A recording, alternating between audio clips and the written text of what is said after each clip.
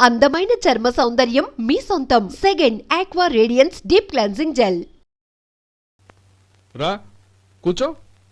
పర్వాలేదండి. ఏంటి ఇలా వచ్చావు? ఆ రోజు నా కంపెనీని మూసేయమన్నారు. ఇప్పుడు నేను మూసేయడానికి సిద్ధంగా ఉన్నాను. దానికి ప్రతిఫలంగా నాకు 5 లక్షలు కావాలి. అలాగే, నీకు కావాల్సిన 5 లక్షలు నేను ఇస్తాను. చాలా థ్యాంక్స్ అండి. కానీ మీరు మీ కంపెనీని మూసేయక్కర్లేదు. సార్? అవును మిస్టర్ మధు, మీ అన్నగారికి జరిగిన అన్యాయం గురించి తెలుసుకున్నాను. మీ కుటుంబం గురించి కూడా విన్నాను. సహజంగా అందరూ ఐకమత్యానికి ఉదాహరణ రామలక్ష్మణులు అంటారు. కానీ ఆ రామలక్ష్మణులు ఎలా ఉంటారనేది పుస్తకాల్లో చదవడం తప్ప ఎవ్వరూ చూడలేదు. మీ అన్నదమ్ములను చూస్తే ఆ రామలక్ష్మణులు ఇలాగే ఉండేవారేమో అనిపిస్తుంది. అలాంటి కుటుంబానికి ఇలాంటి ఇబ్బంది రావడం నిజంగా దురదృష్టం. రామునికి హనుమంతుల్లా కాకపోయినా ఏదో ఉడతాభక్తిగా నా వల్ల వీలైన సహాయం ఈ 5 లక్షలు తీసుకో. మీ కంపెనీ పేరు మీదే అన్ని సరుకులు తయారు చేయండి. నేను వాటిని ప్రపంచమంతా మార్కెటింగ్ చేస్తాను. సార్, మీ రుణం ఉంచుకోను, తొందరలోనే తీర్చేస్తాను. స్నేహితుల మధ్య రుణాలేంటి మధు? We are friends.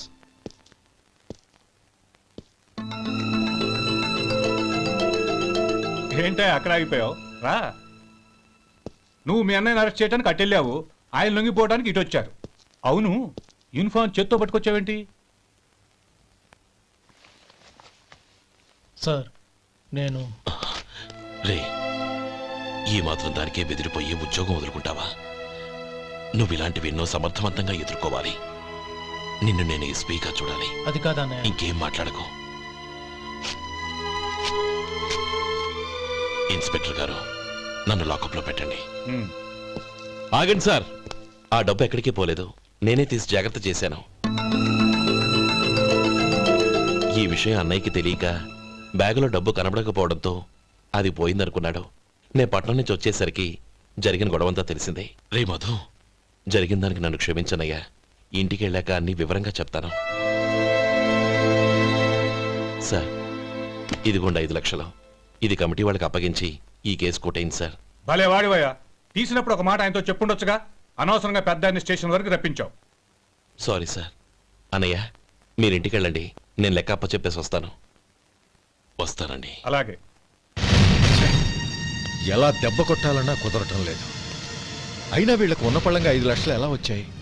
అదే బావా, నాకు అర్థం కావటం లేదు. నీకు అర్థమైతే ఆశ్చర్యపడాలి కానీ అర్థం కాకపోతే ఆశ్చర్యమేముంది? ఎవడ్రా వాడు?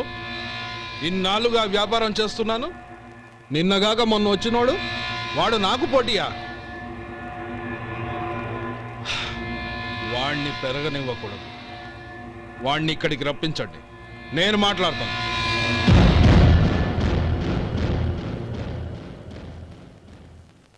నమస్కారం అండి. రమ్మన్నారంట? నీ పచ్చళ్ళ కంపెనీ మూసేయాలి. నీకెంత కావాలి? 5 లక్షలు ఇస్తాను. చాలా? 5 లక్షలు కాదు, 50 లక్షలు ఇచ్చినా నా కంపెనీ మూయడం జరగదు. బాగా ఆలోచించుకొని చెప్పు. ఈ వ్యాపారంలో పుట్టి పెరిగినోడ్ని, నాతో పోటీ పడకు. నా చేతి కింద 6,000 మంది పనిచేస్తున్నారు. ఆంధ్ర మొత్తం నాకు బ్రాంచులు ఉన్నాయి. నేనే మార్కెటింగ్ చేయలేకపోతున్నాను. ఆఫ్టర్ ఆల్ ఒక కుటీర పరిశ్రమలా పెట్టుకొని నువ్వెలా మార్కెటింగ్ చేయగలవు? 6,000 మంది వర్కర్స్ని పెట్టుకుని ఆంధ్ర మొత్తం బ్రాంచీలున్న మీరే నా కంపెనీ చూసి భయపడుతున్నారంటే నా సరుకులో నాణ్యత ఉందనేగా. ఆ నాణ్యత ఉన్నంత వరకు నాకెవరూ పోటీ కాదు. ఈ ప్రపంచంలో నేను ఎక్కడైనా మార్కెట్ చేయగలను. వస్తాను.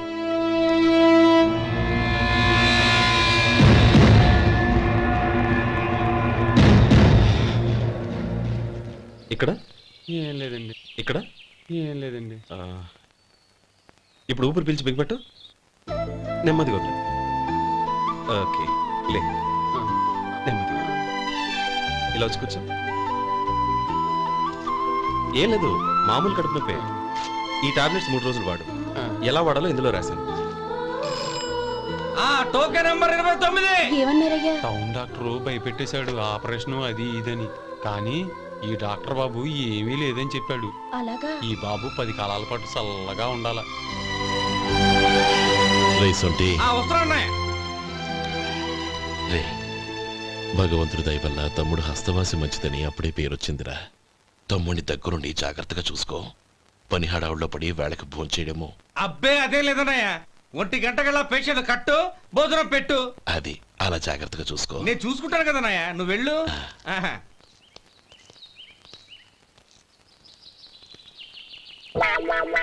అయ్యో, ఏంటయ్యా ఉంటున్నాడా ఈ దెబ్బలు?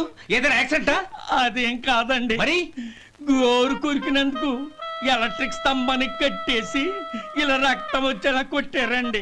ఊరు కొరికినందుకు ఎలక్ట్రిక్ స్తంభాన్ని కట్టేసి ఇంతలా కొడతారా? వాళ్ళు అసలు మనుషులా రాక్షసులా? చాలా థ్యాంక్స్ అండి, కనీసం మీరైనా అర్థం చేసుకున్నారు. వాళ్ళు అర్థం చేసుకోలేదండి. అబ్బా! నీ అబ్బా! అబ్బా! గోరు కొరకడం అంటే ఇదా? నిన్ను కొట్టడం కాదురా, నిలువురా నరికేయాలి. ఈ అబ్బా సెప్టిక్ అవుతుందో ఏమిటో. మన 2 ఊర్ల పొలిమేరలో ఉన్న ఈ మల్లికార్జున స్వామి వారి దేవాలయం జీర్ణదశలో ఉందన్న విషయం మీ అందరికీ తెలుసు.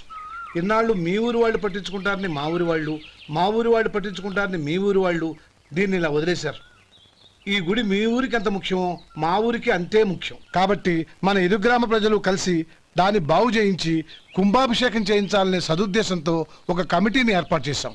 ఈ కమిటీలో 2 గ్రామాలకు సంబంధించిన ప్రముఖులు ఉన్నారు. కమిటీ ప్రెసిడెంట్గా ఎవరిని ఎన్నుకోవాలనే విషయంలో శ్రీ గోపాలరావు గారి పేరు, శ్రీ లక్ష్మీపతి గారి పేరు పరిశీలనలోకి వచ్చాయి.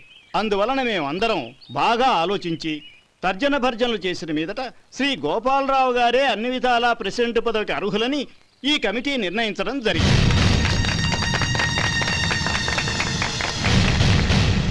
అంచేత ఈ ఉభయ గ్రామ ప్రజలు శ్రీ గోపాలరావు గారికి ఉదారంగా విరాళాలు అందజేసి ఈ శుభకార్యాన్ని జయప్రదం చేయవలసిందిగా కోరుతున్నాం. ఏంటి ఇంకా రాలేదా? ఏంటయ్యా, టైం 10 అవుతోంది. బోర్డు మీద 10 గంటలను రాసింది. మీ డాక్టర్ ఇంకా రాలేదు. అసలు మీ డాక్టర్ కి టైం సెన్స్, పంక్చువాలిటీ ఏమైనా ఉన్నాయా? ఇంతకీ మీరెవరండి? నేను డాక్టర్ అమ్మని. ఓహో, మీరు డాక్టరేనా? డాక్టర్ అంటే డాక్టర్ని కాదయ్యా, డాక్టర్ని చేసుకోబోయేదానని అర్థం. ఓహో, అవును, నువ్వెవరు? నేను ఇక్కడ టోకన్ ఇస్తూ ఉంటానులేండి. తప్పుకో, తప్పుకోవయ్యా. అవును, మీ డాక్టర్ కి ఎవరో అన్నయ్య ఉన్నాడంట కదా, ఎలాంటోడు? ఎలాంటోడంటే అదేనయ్యా, చాలా కోపిస్తని విన్నాను. ఎందుకని అడుగుతున్నారు? ఎందుకంటావేంటయ్యా? ఆ అన్నయ్య మాట వినగానే మీ డాక్టర్ గడగడా ఉణిగిపోతాడు. అసలు డాక్టర్ చదివే తమ్ముణ్ణి అలా భయపెట్టచ్చా? తప్పు కదా? తప్పేనండి. కాని కాని నాకు మీ డాక్టర్కి పెళ్ళవని ఆ అన్నయ్య సంగతి అప్పుడు చెప్తాను. ఏం చేస్తానండి? ఏం చేస్తానా, సంవత్సరం తిరగకుండానే కవల పిల్లల్ని కని వాళ్ళ అన్నయ్య చేతిలో పెడతాను. వాళ్ళకి 5 సంవత్సరాలు వచ్చేసరికి ఆయన్ని బాగా మొట్టికెళ్ళేస్తారు. అలా నా కసి తీర్చుకుంటాను. ఈ డాక్టర్ ఎప్పుడు వస్తాడో ఏంటో. అది సర్లే కాని నువ్వు పని చేయి. మీ డాక్టర్ రాగానే నేను వచ్చి వెళ్ళానని చెప్పు. నేను అంటే ఓ, నా పేరు చెప్పలేదు కదా, నందిని. ఏం చెప్తావు? అదేనండి, నందిని గారు వచ్చి వెళ్ళారు అని చెప్తాను. గుడ్, పైకొస్తావు.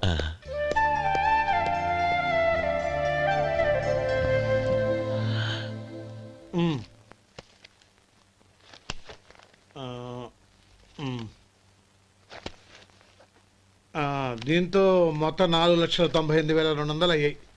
పోతే నువ్వు ఇచ్చినంత ఇవ్వలేకపోయినా ఈ దైవకార్యానికి నా వంతు చందా 1800.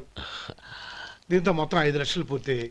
సరేరా, నేను ఈ డబ్బు తీసుకుని పట్నం వెళ్ళి బ్యాంక్ లో వేసొస్తాను. అలాగే, నేను నీతో వద్దాం అనుకున్నాను రా, అనుకోకుండా సాయంత్రం ఇన్స్పెక్షన్ వచ్చింది. పర్వాలేదులే, వెళ్ళొస్తాను.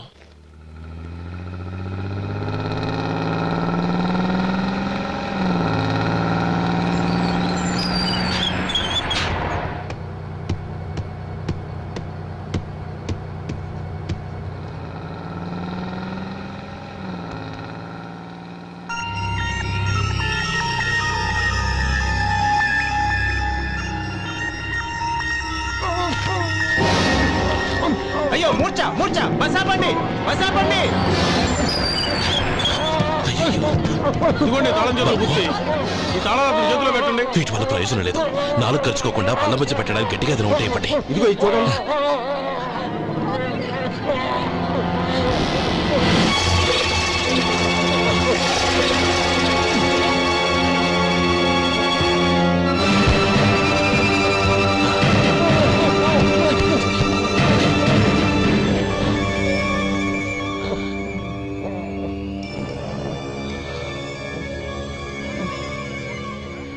మీరు వెళ్ళి మీ సీట్లో కూర్చోండి, కొంచెం గాలాండి పట్టి.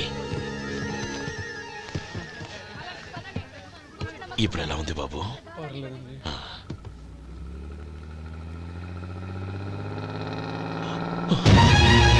అయ్యో, నా బ్యాగ్ ఎవరైనా చూసారా? అందులో 5 లక్షలు ఉన్నాయి. నా బ్యాగ్ వెంటనే బస్ ఆపండి. ఎవరిని కింద దిగవద్దు, అందరినీ చెక్ చేయండి. నా అంచనా తప్పు కాలేదు. వాడి మంచితనమే వాడిని దెబ్బకొట్టింది. మన వాళ్ళని పంపించి గుడి తాలూకు డబ్బు కొట్టేశాడని పోలీస్ కంప్లైంట్ ఇవ్వండి. ఇప్పుడు ఆ స్టేషన్లో ఎస్ఐ వాడి తమ్ముడే. వాడే వెళ్ళి వాడి అన్నయ్యని అరెస్ట్ చేసి వీధుల్లో నడిపించుకు తీసుకురావాలి. అది నేను కళ్ళారా చూడాలి, మనసారా సంతోషించాలి. అయ్యా గోపాలం గారు, మీరు దేవస్థానం సొమ్ము దొంగిలించారని ఎవరో పోలీస్ కంప్లైంట్ ఇచ్చారంట. మిమ్మల్ని అరెస్ట్ చేయడానికి మీ తమ్ముడు గారు వస్తున్నారు.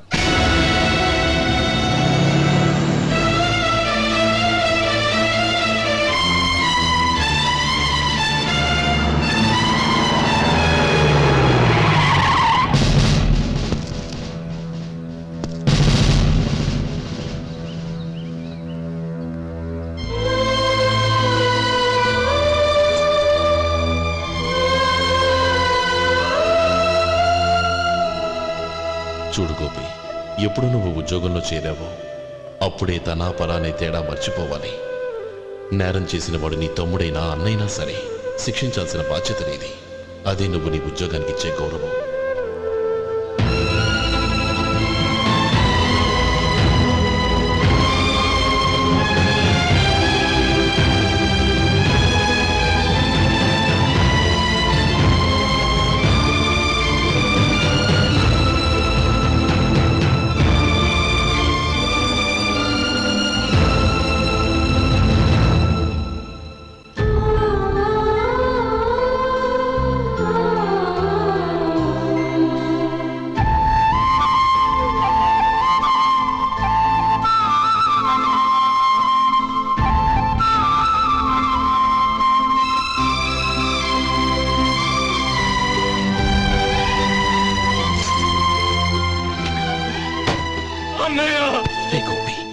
ఏమిట్రా ఇది?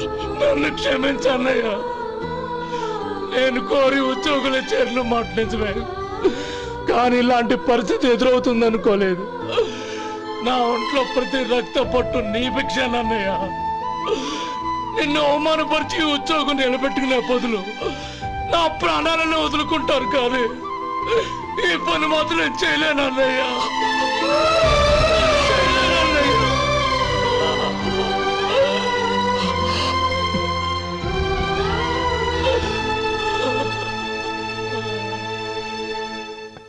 ఏరా, ఇన్నేళ్లు కష్టపడి సంపాదించిన ఉద్యోగానికి రాజీనామా చేస్తావా?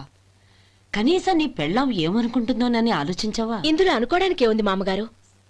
ఎండనక వాననక కష్టపడి ఓ తండ్రి కంటే ఎక్కువగా ఈయన్ని పెంచి పెద్ద చేశారు బావగారు. అలాంటి దేవుణ్ణి అరెస్ట్ చేసే ఆ ఉద్యోగం ఈయనకు అవసరం లేదు. బాగుంది. అన్నకు తగ్గ తమ్ముడు, తమ్ముడికి తగ్గ పెళ్ళాం. సరే, మీ ఇష్టం. నానమ్మ, అన్నయ్యడి. నమస్కారం అండి. ఓ, నువ్వా? రా కూర్చో. పర్వాలేదండి. ఏంటి ఇలా వచ్చావు? ఆ రోజు నా కంపెనీని మూసేయమన్నారు. ఇప్పుడు నేను మూసేయడానికి సిద్ధంగా ఉన్నాను. దానికి ప్రతిఫలంగా నాకు 5 లక్షలు కావాలి. అలాగే, నీకు కావలసిన 5 లక్షలు నేను ఇస్తాను. చాలా థ్యాంక్స్ అండి. కానీ మీరు మీ కంపెనీని మూసేయక్కర్లేదు. సార్? అవును మిస్టర్ మధు, మీ అన్నగారికి జరిగిన అన్యాయం గురించి తెలుసుకున్నాను. మీ కుటుంబం గురించి కూడా విన్నాను. సహజంగా అందరూ ఐకమత్యానికి ఉదాహరణ రామలక్ష్మణులు అంటారు. కానీ ఆ రామలక్ష్మణులు ఎలా ఉంటారనేది పుస్తకాల్లో చదవడం తప్ప ఎవ్వరూ చూడలేదు. మీ అన్నదమ్ములను చూస్తే ఆ రామలక్ష్మణులు ఇలాగే ఉండేవారేమో అనిపిస్తుంది. అలాంటి కుటుంబానికి ఇలాంటి ఇబ్బంది రావడం నిజంగా దురదృష్టం. రామునికి హనుమంతుల్లా కాకపోయినా ఏదో ఉడతాభక్తిగా నా వల్ల వీలైన సహాయం ఈ 5 లక్షలు తీసుకో. మీ కంపెనీ పేరు మీదే అన్ని సరుకులు తయారు చేయండి. నేను వాటిని ప్రపంచమంతా మార్కెటింగ్ చేస్తాను. సార్, మీ రుణం ఉంచుకోను, తొందరలోనే తీర్చేస్తాను. స్నేహితుల మధ్య రుణాలేంటి మధు? We are friends.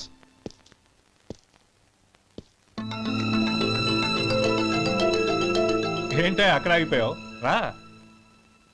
నువ్వు మీ అన్నయ్యని అరెస్ట్ చేయడానికి అట్టెళ్ళావు, ఆయన లొంగిపోవడానికి ఇటు వచ్చారు. అవును, యూనిఫామ్ చేత్తో పట్టుకొచ్చావేంటి? సార్ నేను రే, ఈ మాత్రం దానికే బెదిరిపోయి ఉద్యోగం వదులుకుంటావా? నువ్వు ఇలాంటివి ఎన్నో సమర్థవంతంగా ఎదుర్కోవాలి. నిన్ను నేను ఎస్పీగా చూడాలి. అది కాదన్నయ్య. ఇంకేం మాట్లాడకు.